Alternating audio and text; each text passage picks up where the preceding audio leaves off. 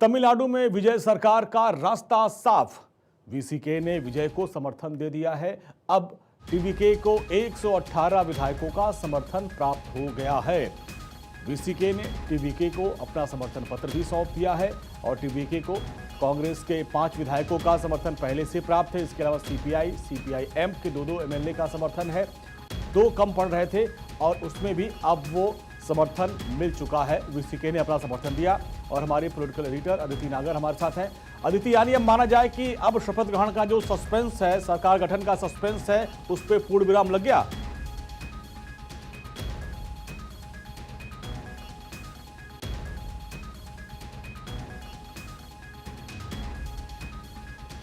अदिति, आवाज मिल रही मेरी?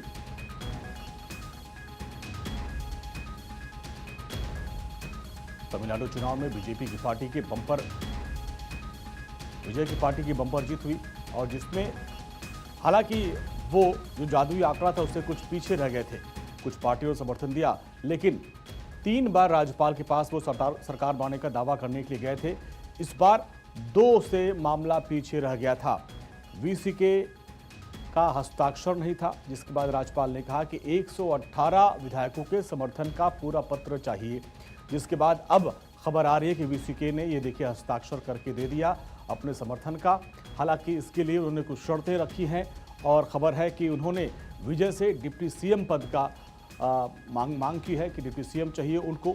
और इस तरीके से जो जादुई आंकड़ा 118 का वो विजय के पास पूरा हो चुका है। यानी तमिलनाडु में अब सरकार गठन की जो पूरी प्रक्रिया है वो अब क्लियर हो चुकी है।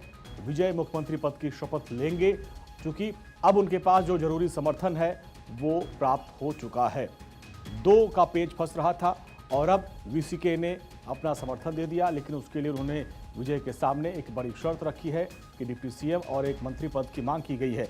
और जिसको देखते हुए अभी माना जा रहा है कि तमिलनाडु में सरकार गठन का रास्ता बिल्कुल साफ हो गया है और अब विजय एक बार फिर से राज्यपाल के पास जाकर सरकार बनाने का दावा पेश करेंगे और राज्यपाल उनको निमंत्रित करेंगे, जिसके बाद आगे की प्रक्रिया शुरू हो जाएगी।